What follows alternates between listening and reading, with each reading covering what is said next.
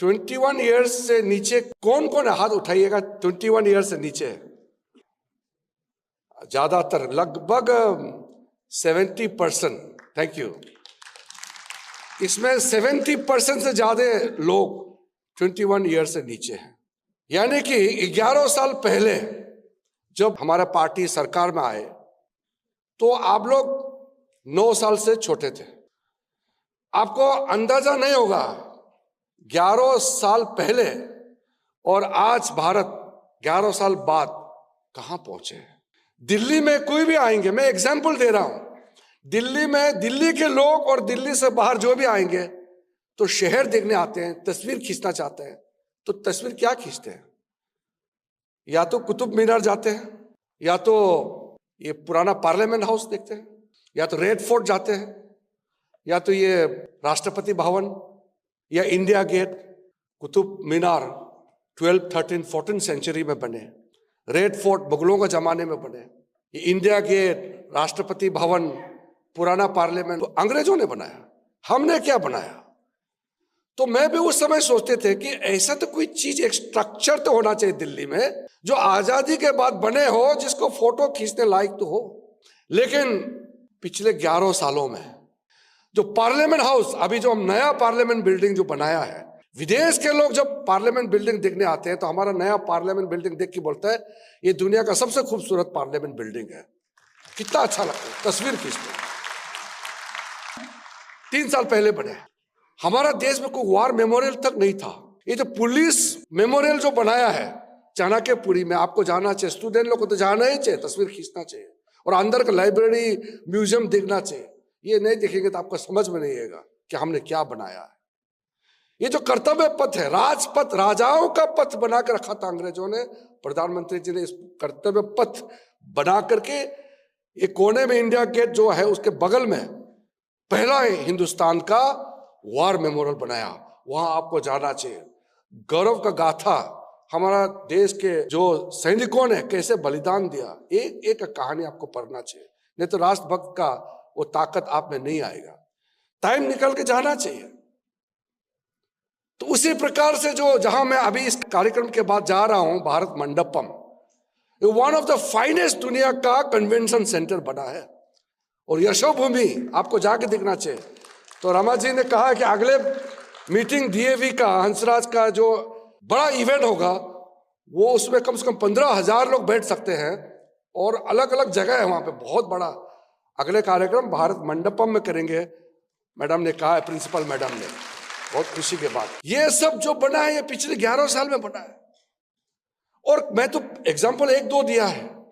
इन 11 सालों में जो जो बनाया है, अब मुंबई में जाकर के इंफ्रास्ट्रक्चर जो बन रहा है, नॉर्थ ईस्ट में कश्मीर जाते समय जो पुल बनाया है, ब्रिज, कई चीजें जो है 11 सालों में बनाया है। इसका मतलब अगर हम चाहेंगे तो हम कर सकते हैं, नहीं कर सकते ऐसा नहीं है।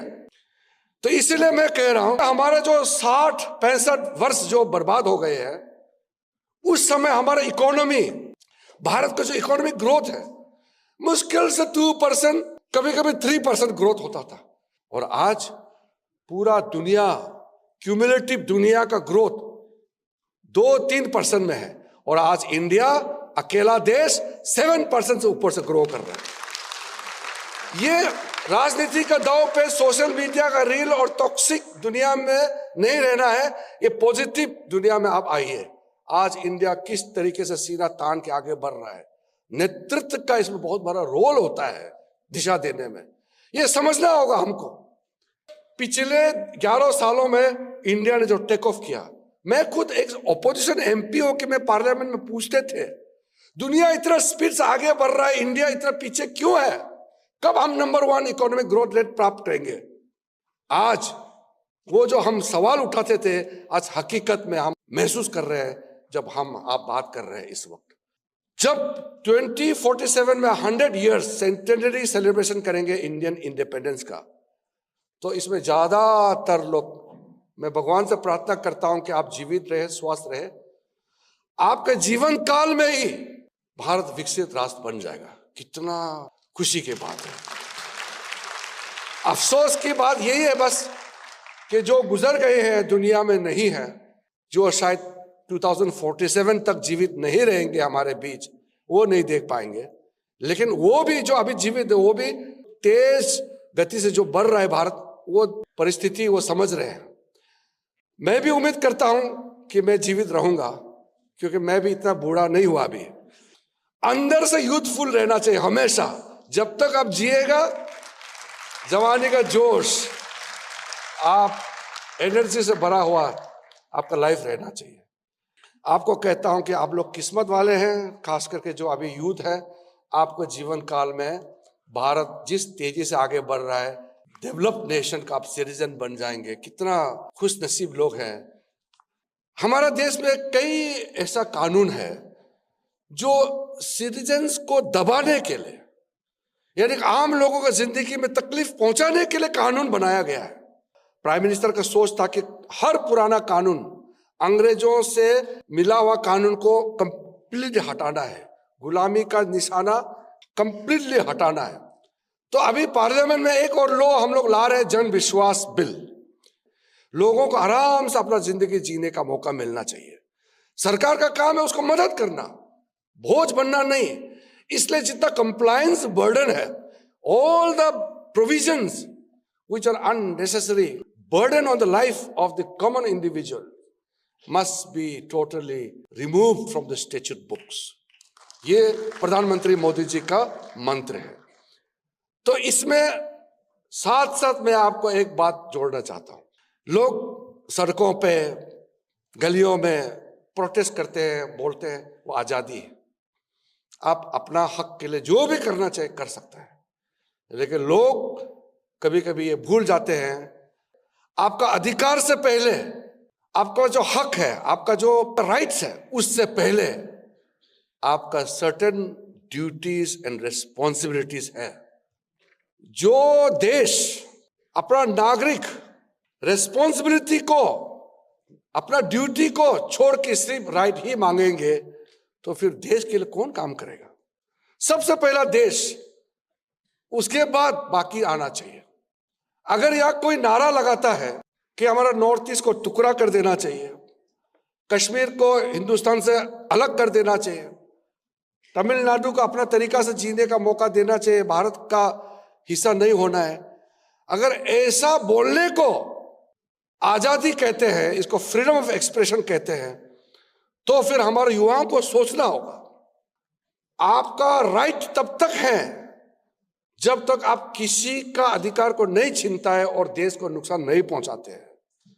जहां नेशनल इंटरेस्ट आ गया, आपका राइट का कोई मायने नहीं रखता है। मुल्क रहेंगे तभी तो हम रहेंगे। जो मुल्क ताकतवर होते हैं उसको दुनिया सलाम करते हैं।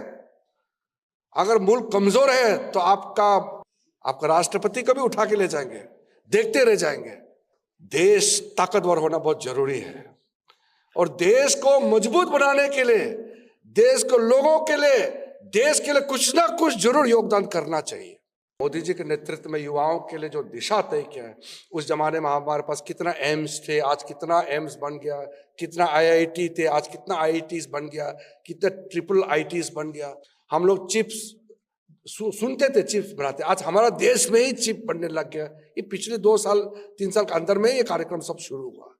जो हम सोच नहीं सकते थे वो हम बनाने लगा। चंद्रयान, चंद्रमा तक हमारे जो यान है वो पहुंचे।